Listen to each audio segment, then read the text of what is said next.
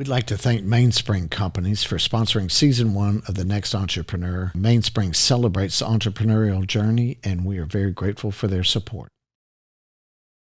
I just couldn't, I loved it so much, I couldn't quit. I never could turn it off. My friends all mess with me about always, if we were in a restaurant duck hunting across the state, I was always working it and talking to people and, just building the network, right? So, but it, looking back, it's just what you have to do, and I think that's what's in an entrepreneur is you're nonstop, no's not an answer. You just keep plowing forward.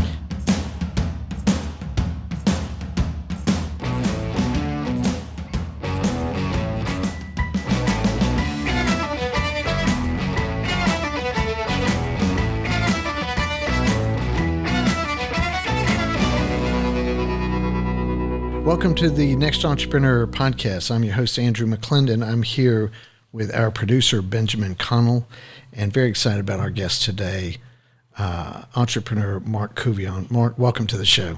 Thanks for having me. Marc is an entrepreneur through and through, and made his big entrepreneurial breakthrough with the founding of Tiger Billboards, which he grew into a great business and ultimately exited in a grand fashion and continued on a life of entrepreneurial endeavor, which we will get into. Man, so you've got a great story. And, what I try to do on this podcast is bring in guests who have varying, different, unique stories, and you certainly have that. And sometimes we're talking with guests and they have a particular interesting story about how they got in business. Sometimes it's about how they got out of business, and then what they did after that. So you kind of cover all the bases on that. But I'm intrigued with some of the stories that I've read about you as a young lad and some of your entrepreneurial endeavors. And I'm kind of come to realize that the true entrepreneurs, the ones that have this in their genes, in their DNA, the entrepreneurial stories start early. And I was wondering if you could share with us some of your entrepreneurial memories from youth. Sure. Yeah, I'm as excited about hearing stories as you are. To me, it's all about a great story, and that's the first question I ask people when I meet with them about what they did, how they got started, and so on. But I got a taste of entrepreneurship way back. I guess I was probably 7, 8, 9 years old. I lived on a bayou by LSU Lakes, and the very first taste was I used to catch these turtles in my backyard. 3 or 4 of us in the neighborhood would head back to the bayou after school. We'd all organize who's bringing nets and buckets and things like that on the school bus on the way home. And I started catching these little greenback turtles, red ear greenback turtles, and there's those little turtles like they're about the size of a half, 2 inches. Yeah, about the size of a silver dollar. Yeah. And used to go to Corsi's Fish Bowl up there to Cadian and Perkins and buy fish food, and I bought a fish tank from them, and then started putting the turtles in the fish tank and feeding them fish that I'd catch, I one day the owner asked me, what are you buying this fish food for? And I said, well, I catch these little turtles. And he said, well, bring me one day. So next time I went in, I brought him a little turtle, and he said, how many of these do you catch? And I said, well, I catch as many as I want to catch, really, but catch a couple dozen every couple of days. And he said, why don't you bring them to me and I'll buy them from you when you catch them. And my eyes lit up. I just remember thinking, wow, you're kidding me. You're going to pay me for something that I just love. I love doing. And so I brought him a batch of turtles, probably a dozen of them, and one of them was a different turtle. I think it was a map turtle. It was a little light brown turtle, and it had a black ridge on his back, down the center of his back, with some humps on it. And so we'd only see those every now and then. Right. And so I threw him in there just thinking. So he was paying me like 25 cents a piece, and so he said so he started paying me cash, and I counted it, and So no, this little brown one right here is twice as much, so he's hard to catch. So it was just interesting, having to go through a little sales pitch with him right then and there, on the brown turtle. And I was less than 10. I don't remember the exact age, but I just can remember leaving that store that day going, this is pretty cool. That's how you do it. What else can I do? That's where it all started for me. A little silly turtle story when I was a kid. So yeah, well, I want to come back to some of the other entrepreneurial journeys as a young boy, but I should have started by saying, you grew into a business, Tiger Billboards, that was located here in Baton Rouge. Right. And we'll certainly get into that story, but that turned into a major success for you in getting into the business and getting out. And we're going to spend some time talking about that. And then you went through years of other entrepreneurial endeavors after that, after you exited that business. So if you wouldn't mind dropping back to some of your other, any other adventures from the youth? Yeah, so I think after that, I got real excited about it, and my parents took notice, and my father was the one that really pushed me hard to, think of other ways to do it, and so I I was way too young to be operating a pretty sizable tractor, because we lived on 4 or 5 acres there, down there by the LSU lakes, and so I started cutting the grass, on the tractor, and he'd pay me to cut the grass, and then I went across the bayou where the Crescent and the Bayonne property is now. Right. There used to be a lot of land there, and the owner used to pay me to cut his grass with my tractor. And again, I was probably 12 years old at max on a tractor built for a man. And so I can remember telling my dad, this is great, but what about all the people in the neighborhood? These smaller houses that, the tractor's too big. I need something smaller. So I convinced him to get one of the first 0-turn radius lawnmowers back then. And I would go knock out, 20 houses on a Saturday, and I would just cut grass and blow. I wouldn't do any edging or anything because that took too much time. I'd go on to the next one. And I just knock on old ladies' doors and cut their grass in 10 minutes, and charge them $20, and they loved it. And so that, I did that for many years, and I was actually had a very close relationship with my bank where I'd go deposit money as a kid, and just it was neat to get to know bankers at an early age, but just those days of creating my own way and having my own freedom, being able to buy the things I wanted to buy because I worked hard for it, was very satisfying to me. And I think that it continued into college. So let me ask you. Let me pause there for a second. So, as that 12-year-old kid on the tractor and the 0 radius mower, I mean, did you feel then like, this is it, this entrepreneurial thing, me being my own boss, doing my own thing, that's for me? I mean, was that a clear thought to you at that point? No question about it. And it was, obviously talking to my parents about what to do with that in the future. And, of course it was, I was a little all over the map with it and doing different things. I mean, I was a classic lemonade stand guy.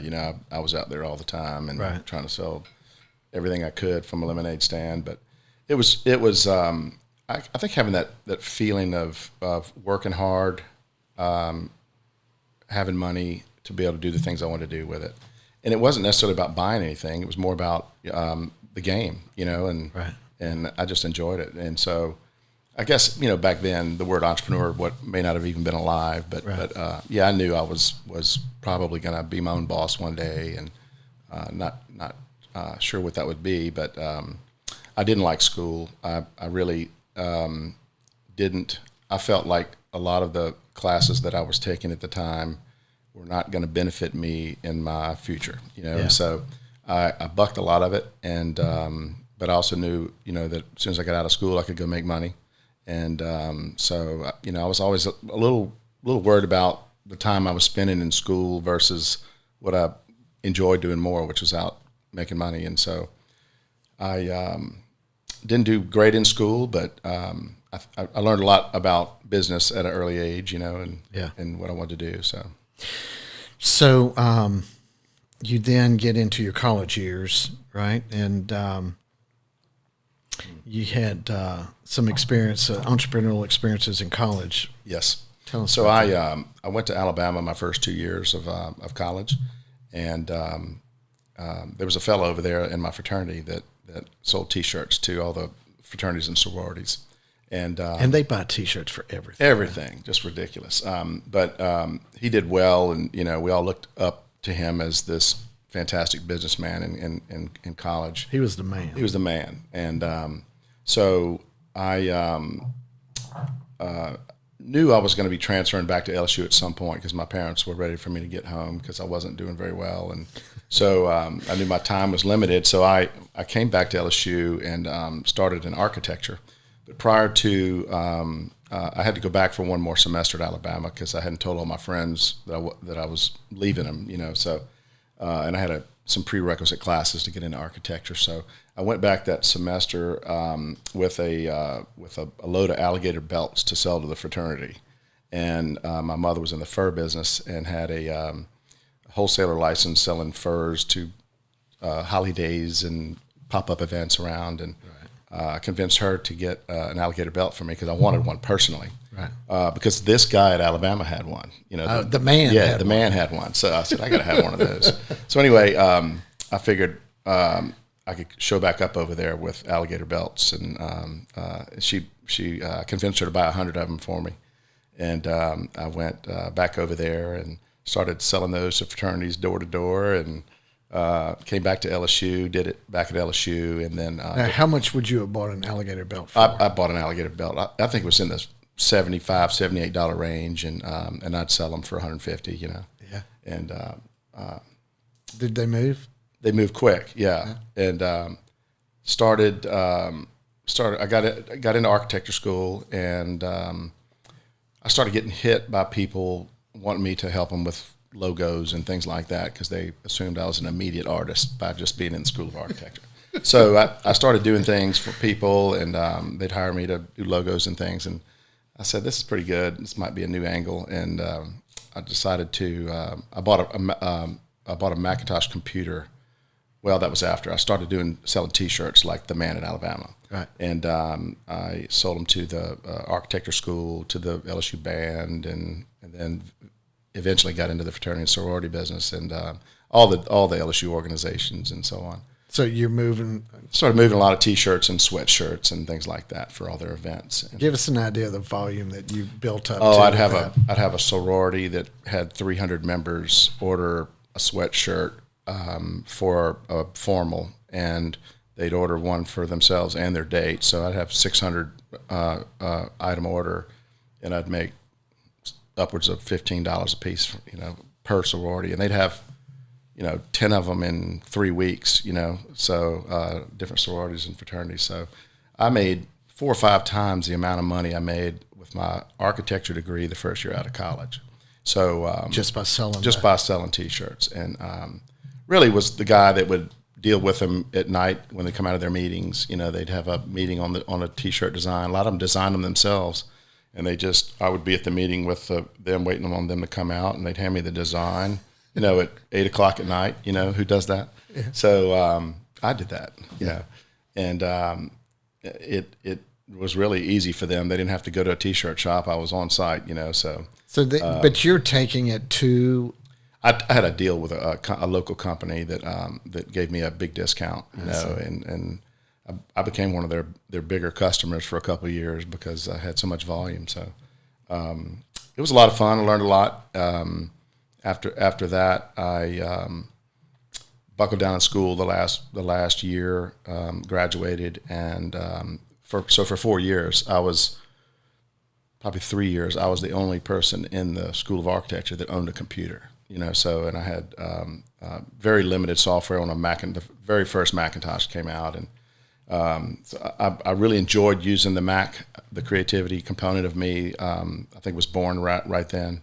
And I used it very often to do different things, really rough used it more for fonts and sketches and things like that at first because there was no software out, So I presented a lot of my projects using computer drawings, and nobody else had it.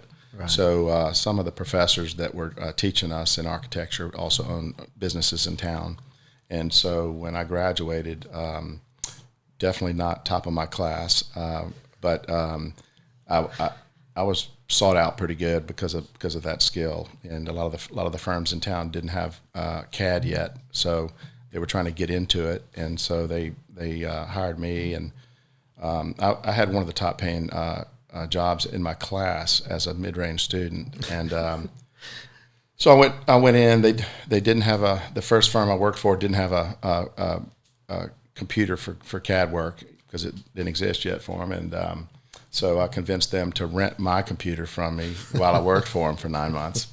And I spent a while. They did a lot of real repetitive projects in malls for lens crafters and things that had real repetitive machinery and things like that. Right. Perfect for CAD and computer work. So, the whole time I was there, well, before I get to that, I remember walking into the front door on my very first day of the office, and I have a monitor that's like a 12-inch monitor, right. but it weighs like 100 pounds. And I'm walking in, I'm dressed up, and I trip on the curb walking in the front door. And it's a tall building downtown, and I did everything I could to catch my monitor from hitting the ground. And I go into the office, I caught it safely, made 2 or 3 trips up with all the pieces, and they introduced me to everybody in the firm. I walk around, I sit down, I get the computer set up, and I look around, and everybody in this big room where all the cubicles and drafting boards were, they were all smiling at me. And I'm like, what's so funny? And the receptionist finally came and got me and walked me out. She said, "You split your pants." my pants were split from my belt down to my crotch in the back. So the guy walking in with the computer to steal, ultimately intimidating these other guys, makes a grand entrance. So I spent 9 months there, the whole time knowing that the amount of money because I got them into doing a lot of the drawings, and a lot of the guys there wanted things just to instantly appear. They thought the computer was just going to magically produce something, and you had to draw. You still had to draw every line, but once you drew it once on a machine part, you could then duplicate it. So it took a lot of educating, and I knew leaving a salary making just short of $100,000 in college, in a year, that this wasn't for me, and so I quit after 9 months. My wife had a engineering job. She was a environmental engineer, good steady job, and I decided to start something new and go back to Alabama. And okay, so let's pause there, and we'll take a break for a word from our sponsor. MBD Automation is a proud sponsor for the Next Entrepreneur podcast, and we welcome them to the show. MBD Automation is a mechanical install contractor who installs conveyor systems and automated equipment, VRCs and singulators and sorters and all sorts of equipment that you'll find in e-commerce fulfillment centers, distribution centers, mail processing facilities, airports, and the industrial market, and in the defense industry. MBD Automation works all over the United States and has a list of international clients that they perform work for in the U.S. as well. When you're looking for your next mechanical install contractor, reach out to MBD Automation. They can be found on the internet at mbdautomation.com. And we are back with Marc Couvillion. Marc, you are continuing on with your story, and I think you have wrapped up your first job at a architectural firm. And how close are you to the forming of your Tiger Billboards? Let's see. I graduated in 90, and I started Tiger in 97. So I after I was trying to remember some of the events in between. After leaving the architecture firm, I had this idea while we were in school. There were these old coupon books that we all were, looking for coupons to buy pizzas and things, the discounts. In architecture, we stayed up all night long, and we'd be in a classroom of 30 or 40 people, and we'd stay up. We got to know each other really well, but we'd eat 3 times a night, and we'd leave at 9 o'clock in the morning the next day as people coming into school, and we'd go home and nap and come back and start all over again. But the coupons were something that we were always running out of, and so nobody had any money, and except I had a few dollars. But we were looking for coupons, so I thought of this wonderful idea to turn that into a card that you kept in your wallet, and had the idea for a while we were in school, and finally, after leaving the architecture firm, I wanted to get back to doing something new and trying something, and I developed a real rough business plan around selling this card and having the coupons registered into the card, and you would just show the card at a restaurant and get your discount.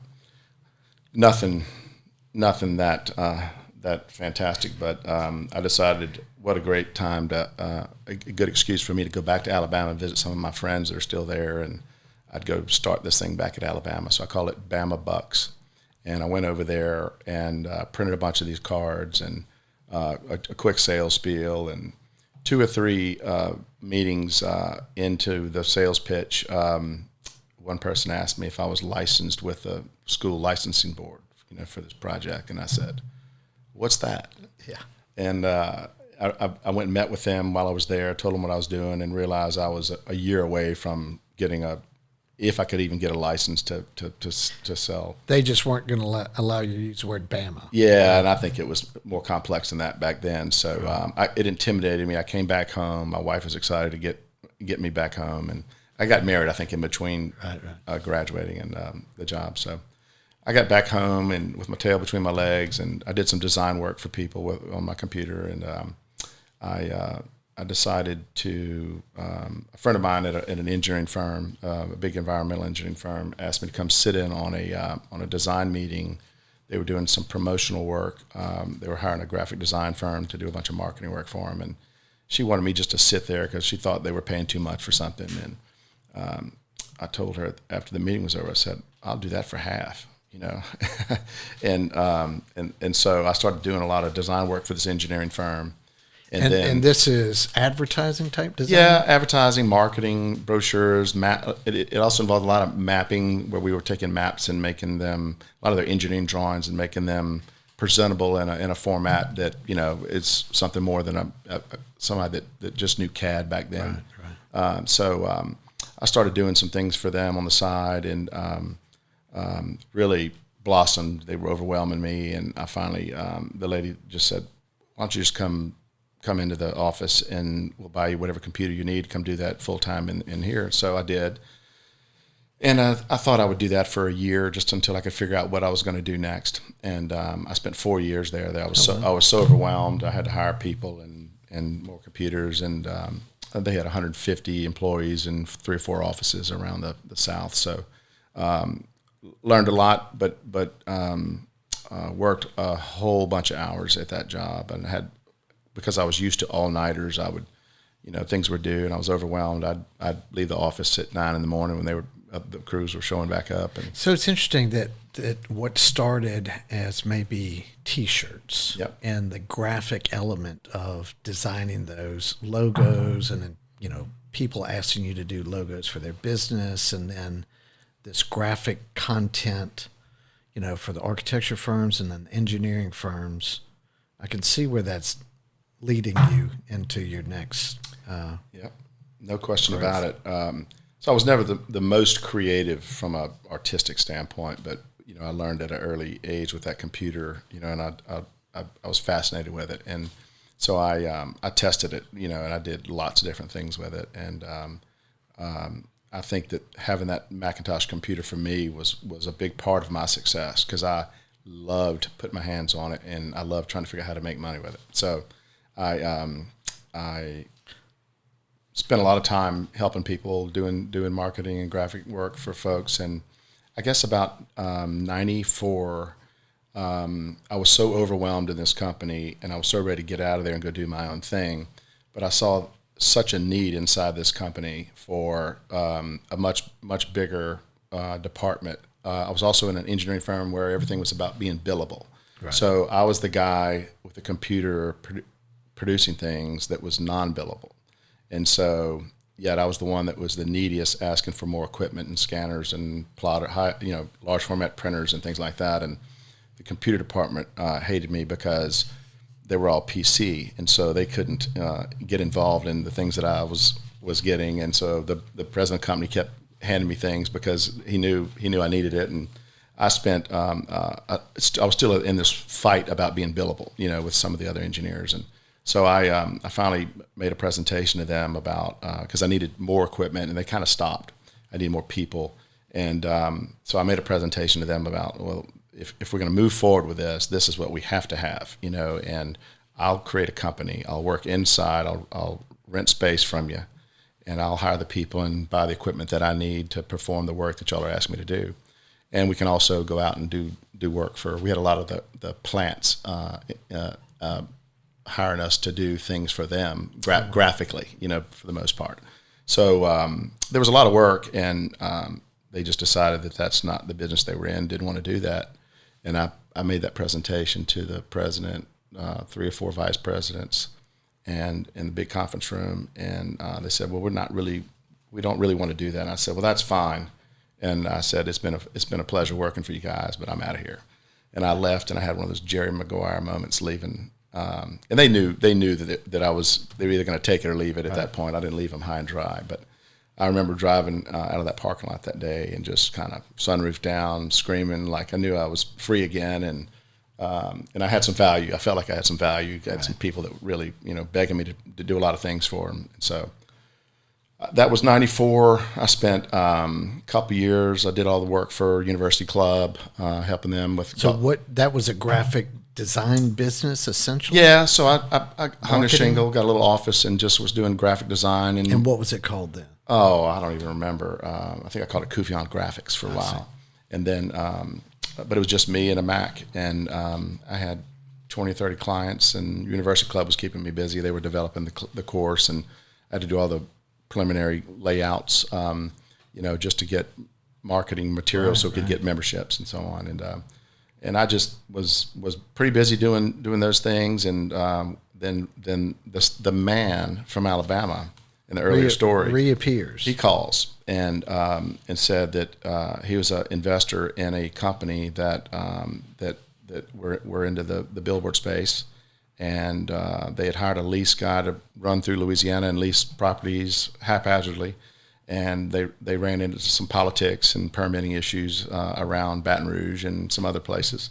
Surprise, right? Yeah. So asked me if I knew anybody that could help them pull a permit on this or do that. And so I started helping them, just kind of here and there with certain things as a friend and a fraternity brother.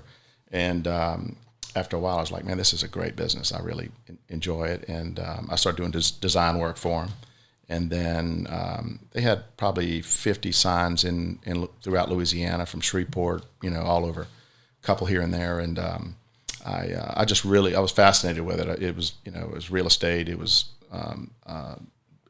graphic design. Yeah. It was marketing, sales. It was engineering, and I just really started helping them more and more and more. And I finally started managing the company for them. And they had assets from Louisiana to Florida. And when I started managing, they were about 30% occupancy, and meaning 70% of their billboards were empty. Yeah. Empty. And so they just grew really fast. It was during the time when Lamar and some of the other big guys were buying every little company out. And so it was, how fast can we build them so we can sell it, So we should mention right here that the first time you mentioned Lamar. Lamar is maybe now the largest outdoor. They are. I assume they are today still. They were the largest when I was competing against them. And they're headquartered here in Baton Rouge. That's correct. And so you're going down this path of starting a outdoor advertising business right under the biggest player in the business. Yep. So how did you take it from managing that business to it becoming Tiger Billboards? It got to a point where I was making sales and increasing their occupancy significantly. They were still managing the books from and paying the expenses from another location in Alabama. So where my friend was just an investor, but some of the bills weren't getting paid fast enough, and so some of the lights weren't on at night, and so I was getting the complaints from hotel customers and different folks around the state. So billboard lights are not illuminated. Right. So I gave them the same ultimatum I gave the engineering firm. I said, look, if we're going to go forward with this, I'm going to create a company, and it's a management company, and I'm going to invoice customers, and I'm going to be responsible for keeping the lights on. So we did that for a while. I got occupancy up to about 87% in a year, and they sold the company. So when they sold the company, I was pretty upset about it, but one of the partners, there were 3 or 4 partners, one of the partners owned 3 billboards himself in a different name, and so I convinced him to sell me those 3 signs. Begged my dad to loan me money, which he did, and I bought 3 signs here in Baton Rouge, and that's where it started. That was 1997. So in 1997, you start Tiger Billboards by purchasing 3 signs. Correct. So give us an idea, what type of investment is 3 signs? It worked out to be around $180,000. So it's that much to buy these 3. Yeah, they were. There was one on the interstate that was very valuable, and then one was in Gonzales, and one was on Corsi. So 3 different signs, 3 different size signs, different styles. But they had Casino Rouge and a couple of big players on the interstate sign, and it was a tough sale back then because I'd go knock on the door of Casino Rouge. Back then I don't even know if they're still here. Casino Rouge. They'll buy 50 signs at a time from Lamar, and so the location has to be perfect for me to be able to get a meeting with them. Okay. So anyway, I had a way of getting in those doors and just convincing people that there was something about mine that was different. You needed to hear from me. So when you bought these 3 signs, what was your vision for Tiger Billboards at that point? Do you remember having a thought about, man, I am going to grow this, I'm going to crush this, or what were your thoughts? Were you intimidated by the expense and the? Yeah, there was a lot of capital expenditures. It was intimidating, and at the time, when I first started, I didn't realize how intimidating it would get, competing against such a large company. But no real vision at first to build it and sell it, and even though that was going on heavily in the space, I didn't know about it. I was just managing a company, so. Apparently it was going on, and the big companies were gobbling up the little ones left and right because of spacing issues. You can't build them on every corner. They have to be, in Louisiana it was 1,000-foot spacing. So it was tough for some of the larger companies to continue to expand. It was easy for them just to buy the inventory because once one sign is built, it blocks out the street for 2,000 feet. So. Right. So a lot of that was going on. I didn't know it. I've heard people tell me that they thought I started the business to sell it because that was going on, but I was really naive to it. And the first, and I say that because the very first sign I built of my own after I bought those 3 was on my way to the office. And so I lived down on Highland at college, and I'd come up and turn on Corporate Boulevard, and there was this great curve right there that I kept saying that'd be the perfect spot in a curve. That's the ideal location, right. On a surface street is in a curve. So I finally mustered up the courage to approach the landowner, and it was a mall owner who's very well respected, very savvy real estate developer. And I approached him with a proposal to build a sign on the corner, and he laughed at me at first and made some funny smiles when I approached him, and we finally got a deal done. But he was very tough. He ended up being twice as much money as I wanted to spend on the ground, but either way, we got the sign built, and right at the end, he said, we've got a little issue. We can't advertise on the sign for another 30 days. And I said, why? He goes, well, because there's a deal on the property with another company that had a provision in it that said, you can't advertise within so many feet of their sign. Well, so I had to wait a little while. And during that time frame, right after I built it, I probably spent 40 or 50,000 building it. Lamar decided they needed to own it. And so I lost it, basically. The lease I put together was 4 or 5 paragraphs from leases that I had found down at the courthouse. Didn't hire an attorney, and I learned a big lesson real fast. So I basically had to walk away from the sign. Later found that it was a very, very expensive purchase by Lamar. And so, but you had invested that $50,000. That's right. So the structure was there. Yeah, the structure was there. So basically, we worked it out to where I got my money back for the sign structure, but I had to walk away. Right. Well, I didn't realize what was so important about it, except that I found out that Lamar's corporate offices were across the street, which I was unaware of. To me, they were on I-10 down at Highland, with all their trucks and things like that. And nobody believes that, but honest to God, they had their corporate offices there, and their name was written on the top of the building, very small letters, covered by pine trees. I had no clue they were there. So I remember in the parking lot, I had drilling rigs and concrete trucks and 18-wheelers, and they drove through the parking lot one day and said, "Hey, what's going on here?" Enough of that. Yeah, so that's where it started. So that losing that location was a huge deal for me.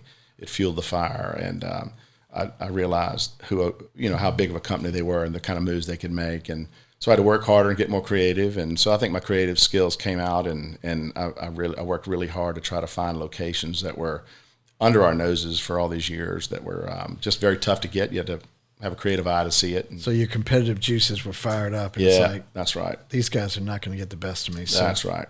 So you were going to outwork them. Yeah. So they, it was the largest company in the country at that point, and their corporate offices are across the street from my first sign, and but my office was 2 blocks away. So right. I think they kind of felt like I was building in their backyard, but it's been my backyard too all these years too. So it really stirred me up quite a bit, and but I also learned a lot about what I had to do to perfect things as I go forward. So I was real good at learning lessons and so your leases became tighter. Absolutely. Your documentation became crisper, Yeah. and your energy level became higher, right? That's right. Yeah, it became a business, knowing that they might be involved in every single location that I acquire.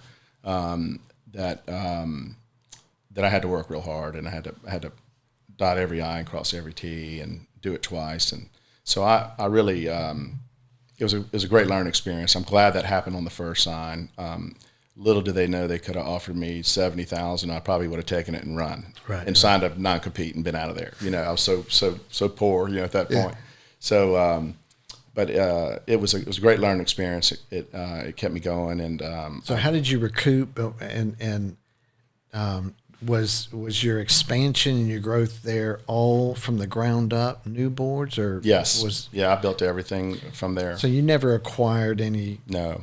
So I remember seeing some of your product, and I can't remember the timeline. I might be getting ahead of myself here, but take us to the point where you start getting some momentum going in your business. Yeah, I think it was. I was really looking at quality locations versus quantity, because the first 3 I bought, I had one in Gonzales. It was a nice sign. It just wasn't performing like the one on the interstate here. So I realized the value of location quickly. Right. It's just like real estate. So I worked a little harder on the value. My dad introduced me to a lot of friends in town. We were a real social family. So I was calling on after the first call with the first real estate developer. I decided to call all of them, all of his friends and friends of the family, and just work the relationships. And so that turned into some great locations for me. 1 or 2 of them I had to remove after a couple of years because they developed the property and built something, and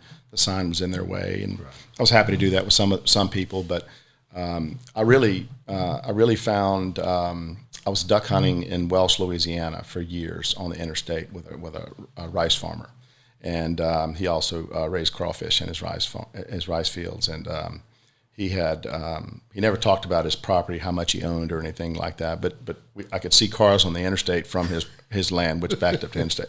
So one day he was complaining about how the rice and the crawfish business was really not doing well for him, and he was going to finally have to consider the billboard proposal that he's been bucking for a couple of years. And I said, "Oh, Rick, I'm in that business, you know." He says, "Well, why haven't you ever said anything?" I said, "Well, I'm duck hunting, and I didn't really want to mix business with pleasure." Yeah. And he said, "Well, here's a proposal." I said, "I don't want to see your proposal. I'll tell you what I would offer to do it." And I won, and the Lamar office in Lake Charles was bidding on it. And I won the proposal, borrowed money from the bank to build 8 signs on the interstate. Now, as far as the proposal for the landowner, that's a lease. It's a lease, right? Yeah. So you're leasing this spot. That's right. For you. Yeah. Okay. And so were these those double? These were double-decker billboards. So they're double-decker each side? Each side, correct. So each post has 4 billboards. That's correct. So you had 8 of those, did you say? That's right. So the equivalent of 32 panels. That's right. Yeah. So go ahead. Well, so this must be exactly what I was referring to, and I wasn't sure what the year it was, but I can remember, Mark, seeing those billboards for the first time as I was driving, maybe to Houston. Yeah. What year would that have been? That would have been probably, well, what year was 9/11? 05?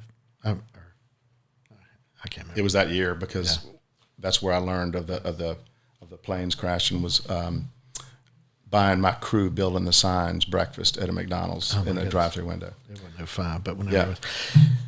So I can remember seeing those, and it was unlike anything I'd ever seen. And I've now driven by them hundreds and hundreds of times as I make my way to Austin, Texas. And they've gotten smaller to me, right? But the first time I saw them, they were these majestic things. They were huge. They were illuminated beautifully. It was, I can remember just being elated. Yeah, and I didn't know they were yours. So I like to say, it's about how do you succeed in business? You get real good at doing something a little different than your competitor, who's been doing it for 100 years, by the way. Right. So I put more lights on mine than they did. Right. And I think what was so majestic about those signs is I cut a deal before I built them with Grand Casino Cushata in Marksville.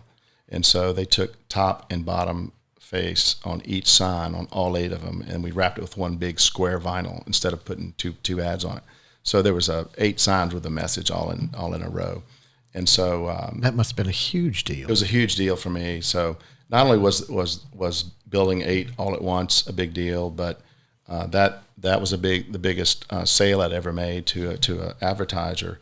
But eventually, before I finished building them, a company out of Denver offered to buy them from me.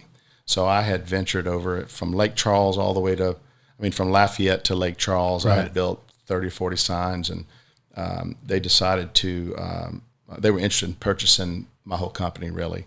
And I said, I'm not interested. I was struggling sending salespeople from Baton Rouge to go sell advertising on those signs in those markets, where I should have hired somebody over there. But I was really I was losing focus of what I was trying to do in Baton Rouge, which the signs in Baton Rouge were worth a lot more, per property, because Baton Rouge was a larger market. Yeah. So I decided to get out, and I sold all those signs to the Denver company. Did you? So I wanted to ask you, that looked like a major investment in signage. Yeah. And so how did you won the lease, but at that point you hadn't spent any real money. Correct. Right? Now you have to deliver. That's right. And of course, in calculating your lease, you had to come up with the idea of, like, what you were going to put there and how you could make the economics of it work, right? So how did you fund that major investment? At that point, I had established good banking relationship and had worked out a deal where I could build 2 signs before I could get another loan. So I was on a 2-sign deal. So that particular time, I had to go and say, well, these are 8 at once. I got to build all 8 of them at once based on my agreement with the landowner.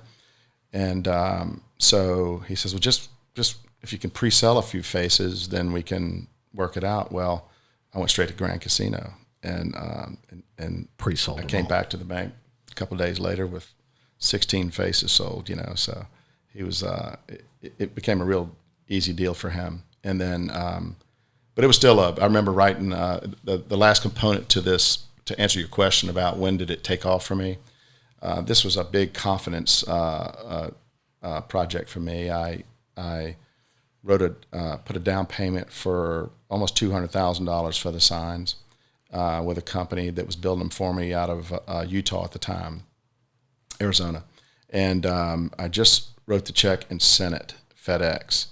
And my wife calls me that night. I'm working late, as I always did. She said, "You need to get home. There's a reporter on the steps of the Capitol talking about all the bills that have been sent to the governor's desk from the legislature, and they were talking about double-decker billboards being outlawed if they're not built in the next 30 days." Oh my goodness! So I started calling friends of mine that were political. I have lots of friends that are lawyers, that knew lobbyists, that knew people. So I ended up. So what had happened is I had lost. Politics were involved, and the bill was established coincidentally after losing. The other company lost. My goodness! So it was a lot of work, but I finally found a guy that was having lunch with governor the next day, and he had 2,500 bills to sign. And it made its way through the House and the Senate and all the transportation committees, and it was in there kind of last minute. But he called me after lunch, and I didn't even know who this fellow was that I was in contact with.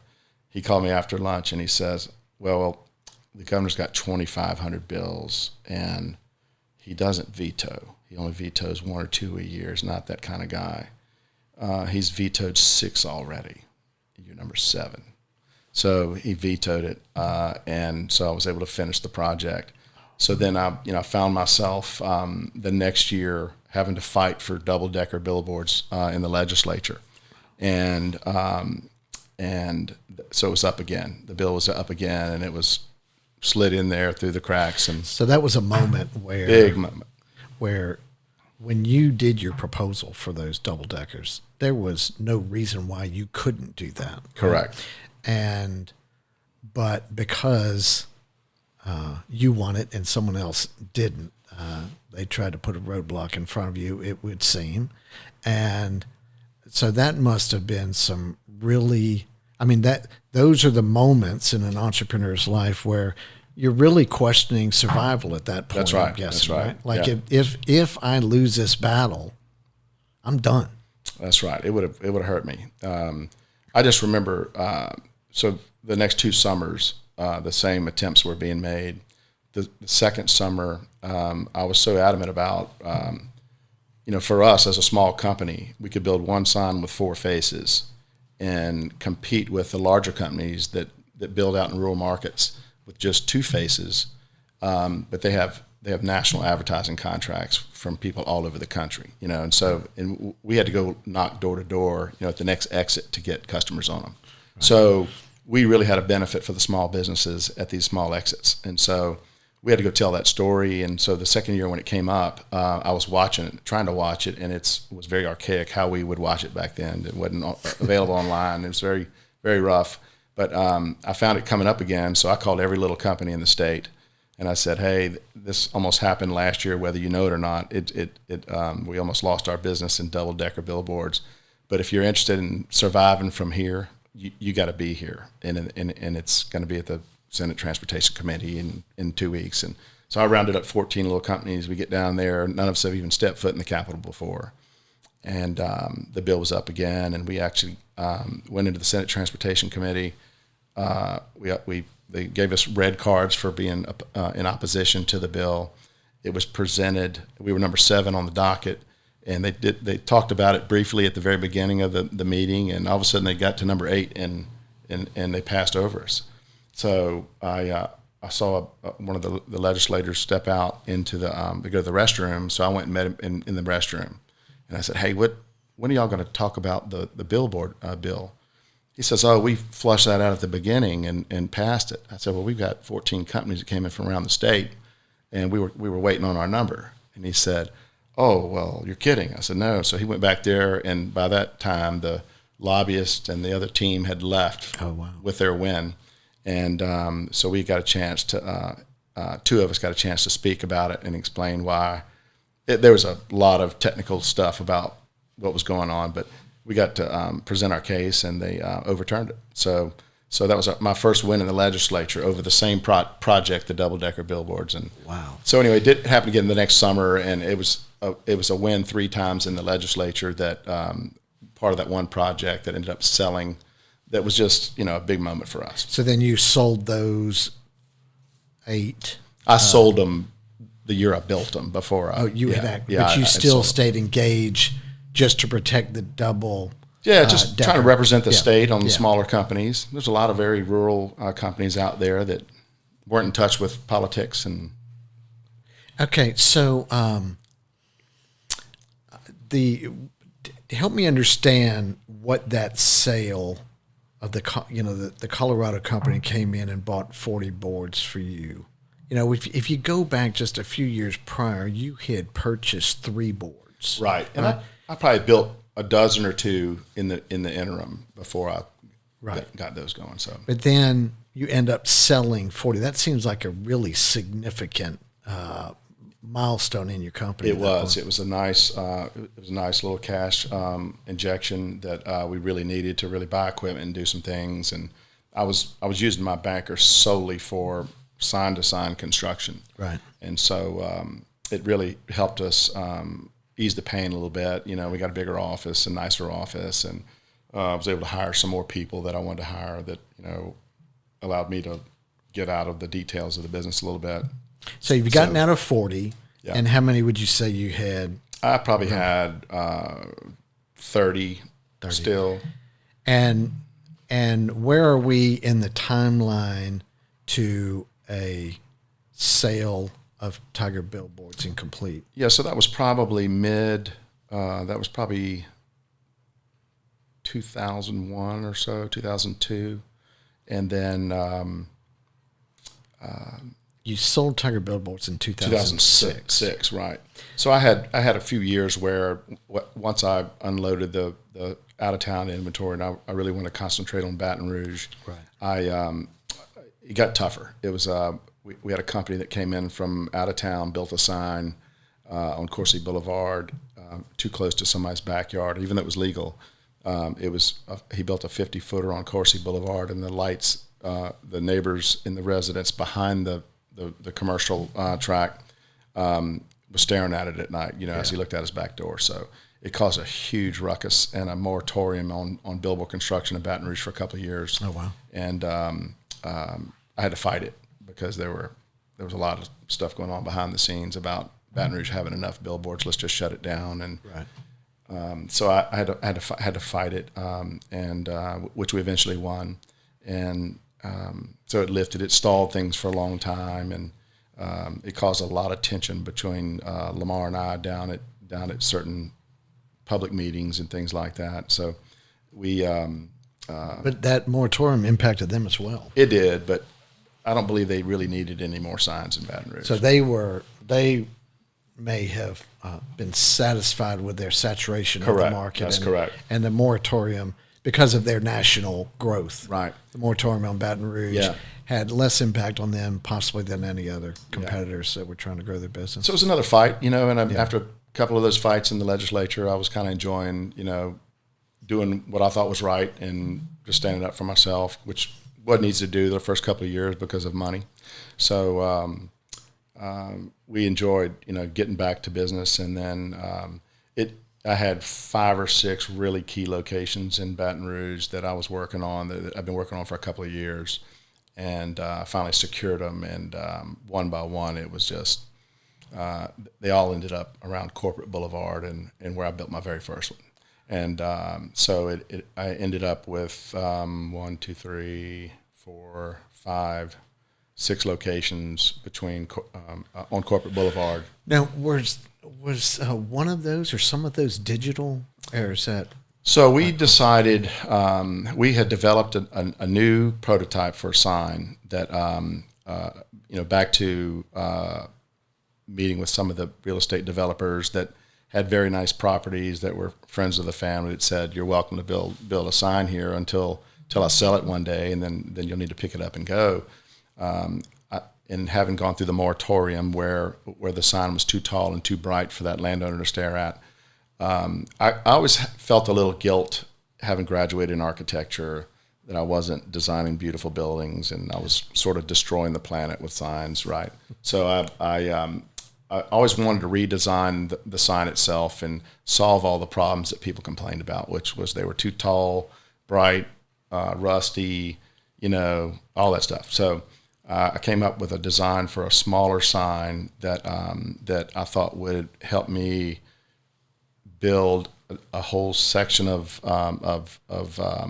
properties that were maybe too elite for a billboard. So I developed a sign. I called it a stylon, a stylish pylon, and I trademarked it. And Stylon. I decided to build the first one on Corporate Boulevard, which was right there At the corner of Jefferson and Corporate. Well, this one went on.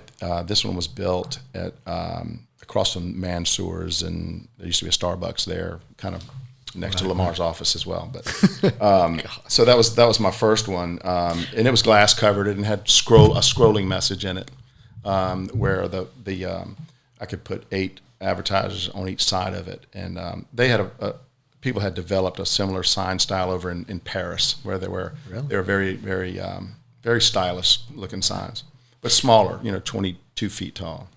So let us take a quick pause there, Mark, and we'll come back as we wrap up the Tiger Billboard story and get on to the rest of your entrepreneurial life. And we will be right back after this message from our sponsor. Modus is a proud sponsor for the Next Entrepreneur podcast, and we welcome them to the show. Modus is a national facility services company performing work for Fortune 500 companies all over the United States.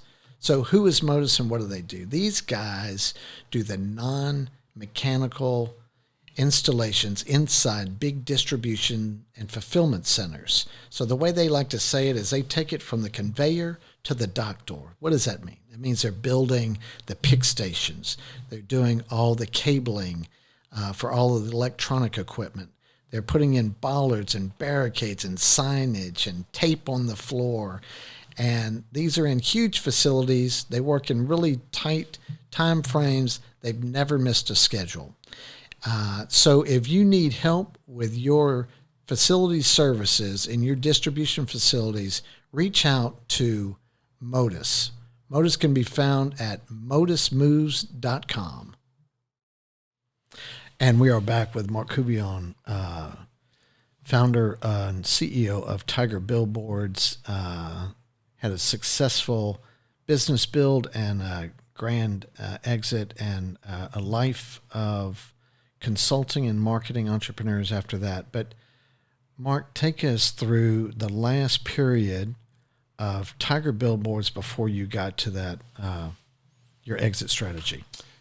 Yeah, so we built the stylon, that last sign, which was next door to my competitor, and several others on the street where I first started, and they called one day and decided they'd had enough, and so that they wanted to visit and talk about taking me out. So were they as a national company doing any of this type digital or electronic billboard? They had one single digital billboard on the interstate right across from their office, which was the one they were testing for a couple of years, and it's right next to the College Drive in Ruth's Chris, and so they were in the process of rolling out a whole bunch more, and I was also interviewing companies. I had flown around to a couple of companies in the country to see their digital displays, and I was about to pull the trigger on one or two of those, which were one side of one billboard was back then was $300,000 or $400,000. Oh, wow. Yeah, so it was going to be a big investment, they called and decided, they wanted to visit and discuss buying our company. So we did. We had a meeting, one single meeting, signed a letter of intent, and then we closed about 60 days later. Okay, so you go into their office. They Yep. call you Mr. Couvillion. We had a meeting actually in a restaurant with a very private room because I didn't want anybody seeing it go on. And Right. so But when you walked into that restaurant, you knew potentially what the outcome could be. You knew what they were going to talk about. sure, right? oh yeah, it was. But were you leaning in that direction at that point? Did you feel kind of Absolutely resistant? Yeah, absolutely, very resistant. I was used to fighting them, so it was it was a tough road for 10 years with them. But they But you had these successes Right. in competing against them. I mean, if right. no other, the example of having a digital billboard essentially next door to their office, Right. and several others on that street, and, Right.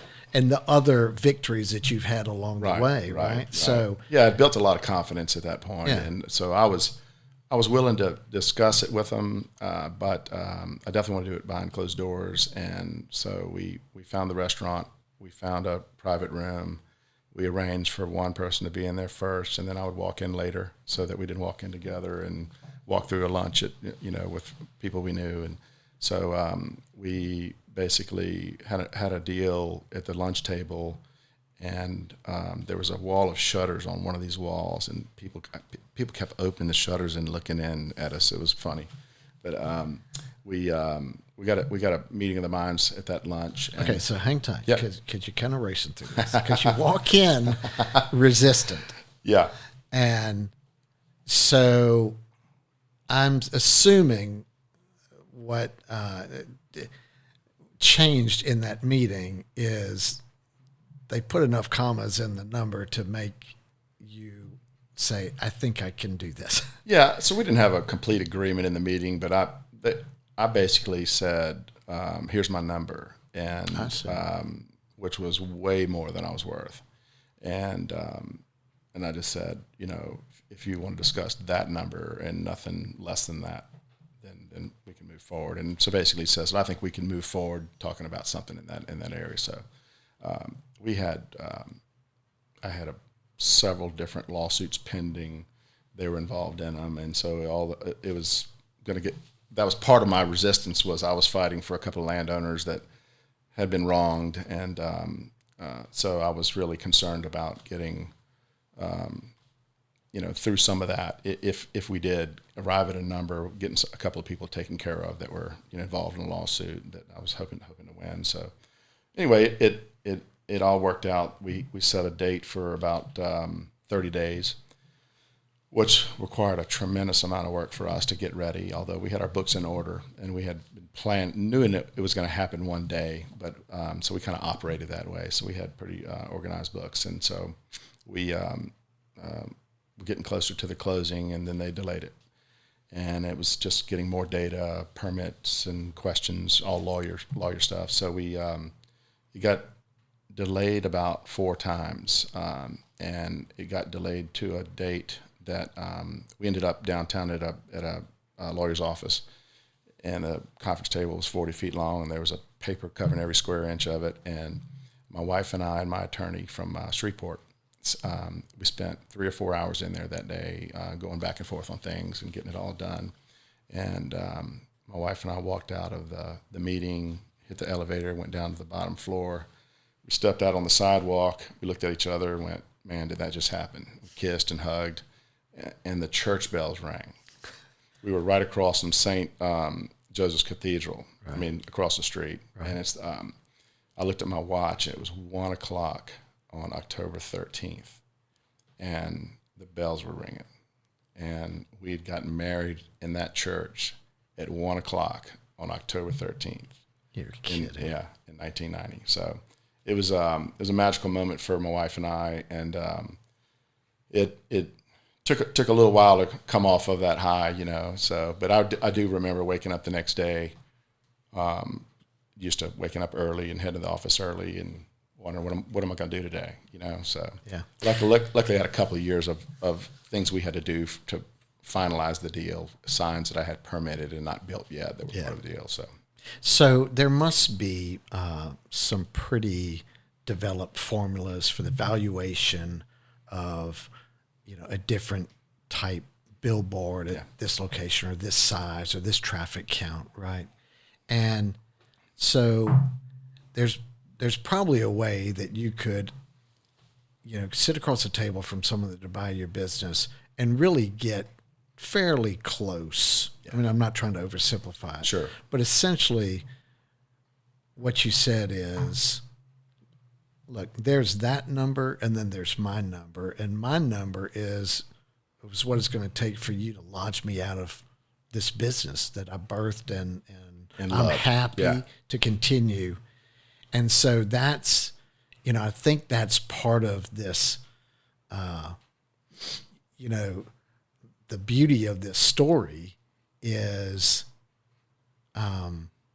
well, to contrast it, a lot of stories don't end up like that, right? They end up where I got out, but it wasn't on my terms, or it didn't go the way that I wanted it to. But from everything that you've told me and that I've heard about this deal and this exit, is you did it your way.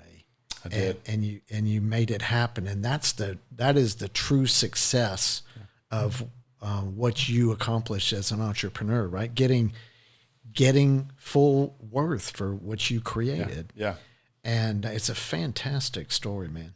Well, it looking back on it, it was very exciting, and it had, you know, lots of downs, lots of ups, but, you know, it was a constant fight. It was waking up every day knowing that if you don't get in there and get it done, you know, you're going to get stomped. And, you know, so I was really trying to build a livelihood for my family. And, you know, I spent 5 years in architecture, 2 years in Alabama, and, you know, a lot of my friends were way ahead of me, you know, with nice jobs, and I was always trying to find my way. And so, so it was, you know, really catch up time for me, you know, but I just couldn't, I loved it so much. I couldn't quit, you know, I never could turn it off. My friends all mess with me about always, if we were in a restaurant duck hunting across the state, I was always working it and talking to people and, you know, just building the network. Right. So, but it, you know, looking back, I mean, it's just what you have to do, you know, and I think that's what's in an entrepreneur is you're nonstop, you know, no's not an answer. You just keep plowing forward. And so, well, look, there's this common thread that makes its way in many of our interviews, and that's the recession. Yeah. And if you look at your timing, 2006 was a couple of years prior, but the things were starting. That's when the market was really hot. Yeah, it continued to be hot in 7, 8. You know, it's crashed 9, 10, extremely difficult. So, nice point to exit, and then you know, it looks like you took several years, and then just you started your next thing, and you've described it as doing some investing and doing some consulting with entrepreneurs and some mentoring of entrepreneurs. Right. And how did you enjoy that part of your career? I really enjoyed it.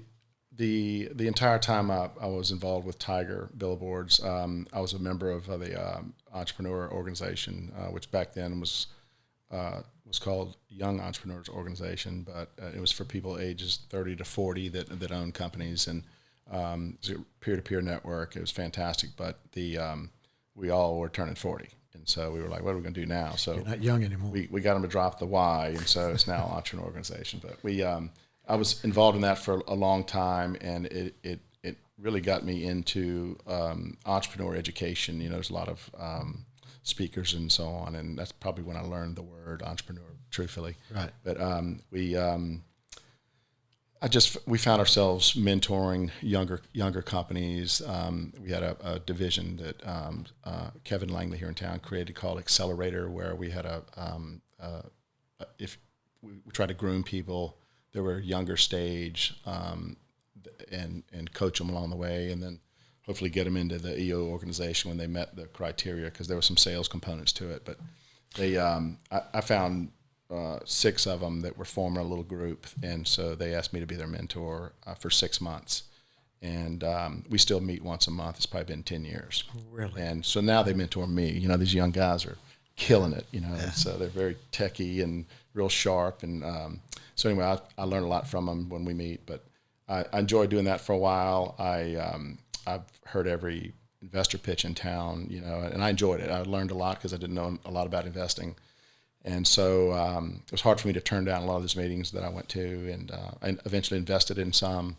And but I really enjoyed the ones I did invest in, being involved a little bit, you know, so I'd get on some of the boards and assist along the way. But at the end of the day, I was spending all my time helping those guys, and I still had that urge to do it again. I said when I sold the company that I would take 2 years off. I promised my wife I'd take 2 years off, then I'm going to start something else and do it again. And she, I just got busy. The lifestyle changed. We started doing lots of different things, and mentoring and coaching and investing. We started traveling some and got real busy with the kids, you know, and I decided not to miss a single event the kids had after that, because I missed a lot of them when I had Tiger. Right. So just got real involved, and I finally, in, I guess, about 3 years ago, I decided, you know, I had enough. I was this sort of closet inventor my whole life. Right. Drove all my friends and family crazy with idea of the day. You know, I was always trying to create the next whatever it was. And the day, you know, I'd go to sleep at night, I'd come back the next day, I'd have another one. So one day my wife's like, you know, you're fortunate enough now to do something with one of them. So why don't you go figure it out, you know? And so go get an office. And so I rented an office space and just started hashing out some of the ideas. And I've been keeping a file since the early 80s of all of the thoughts that I had, you know, and eventually I started putting them in a spreadsheet form, you know, years later. And it's funny to go back and look at them, but I started looking through all the ideas. There were over 180. And I started trying to figure out how to pick one. Well, there's too many. So no, you may have this idea and have sketches and spreadsheets, and then have a file. Right. And you just started adding to it over the years. And my oldest daughter was going to LSU at the time, and she was midsummer just looking for a summer job. And so I said, come into my office and come help me figure out some of the stuff. So we spent about a month trying to figure out a way to cull the list and basically evaluate the list, you know, based on some particular order. And, you know, at first it was about, you know, what's the biggest idea, you know, and so we had all these ways of judging every particular component of it. And it was a lot of fun because I got a chance just to really, you know, teach her about, you know, it's her time to hear about business. And we went through all these stories we've already talked about during this month. But we eventually, after a month, we had really come up with a nice system on how to select the first one I was gonna jump on. And my wife said, with her engineer mind, she said, "Why don't you just pick one in hunting and fishing, because you really like, you know, those two things?" And I was like, you know, that's a pretty good idea. So the next day, my second daughter had joined me for a couple of weeks, and so the three of us are there. And I said, "I want y'all to write down the top 5 things that you enjoy the most." And I knew I was going to write hunting and fishing as one of my two. And so we put them all on the table at the same time. And outdoors was pretty much on all 3 of our lists. And so we decided to start looking at some of those. And we had a couple of hunting and fishing products, and boating was on all 3 of ours. And so I had one little boating idea that was a part for a bimini top that we started working on.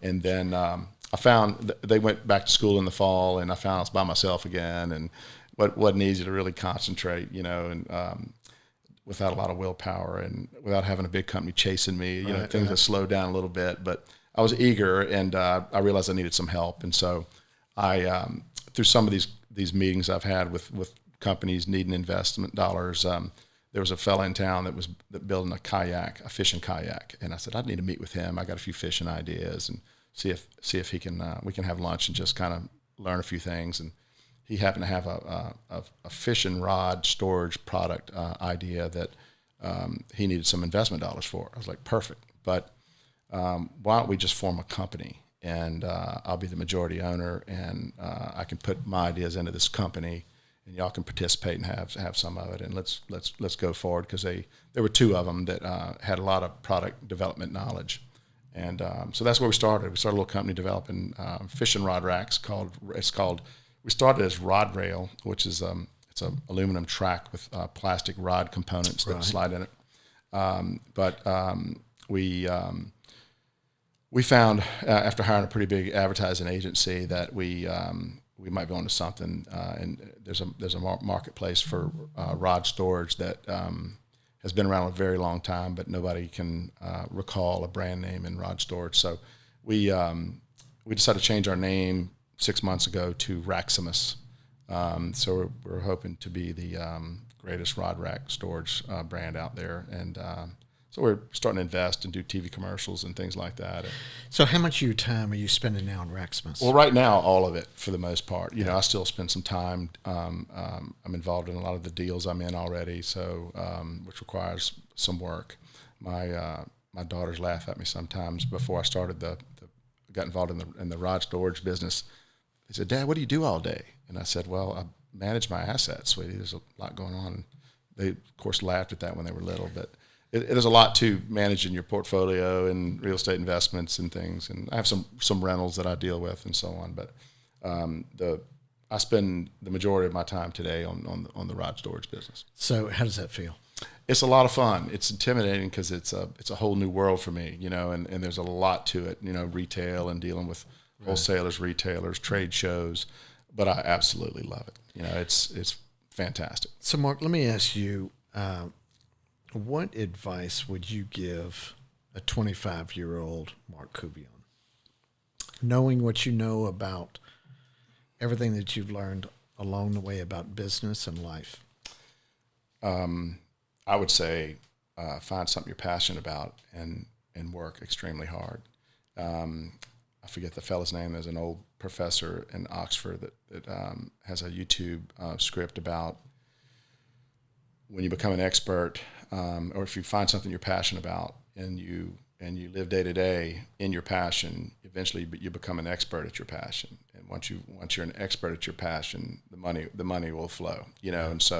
And you'll enjoy the job more so than doing the things that we were brought up doing, which is to get forced into being an architect or a lawyer or whatever it is. So, you know, find something that you're really passionate about and work really hard, and just don't take no for an answer. And it's tough, but the rewards are so great, you know, when you get there. So, well, look, I really appreciate you coming and chatting with us. You've got a great story, and you tell great stories. And there's a lot more there. Oh, I know. I know that we could talk for so much longer. Yeah. And I know that your story is long from over with, and you'll continue with your entrepreneurial endeavors till the end of time. And so continued success with all you do. And again, thanks for sharing. I appreciate you having me. It's fun to talk about. I get the goosebumps talking about some of those old stories, man. It's good stuff. It's a good time. Thank you, man. Thank you. And that was Marc Couvillion, founder of Tiger Billboards. Marc is a fascinating entrepreneur. It's just deep in his DNA. He had so many great stories from a kid, being a little businessman, to the ultimate success of him exiting his business and selling that successfully. And I think that's the story that we were trying to grab in our interview. A lot of people focus on how do you get started in business, but equally as important is how do you exit your business and how do you do that successfully. Marc can be reached on his website, raximoutdoors.com, RAXIMUSOUTDOORS.com. You can listen to The Next Entrepreneur on Spotify. You can watch us on our YouTube channel or follow us on Facebook. The Next Entrepreneur is produced by Propel Productions. Our producers are Daniel Sagona and Benjamin Connell.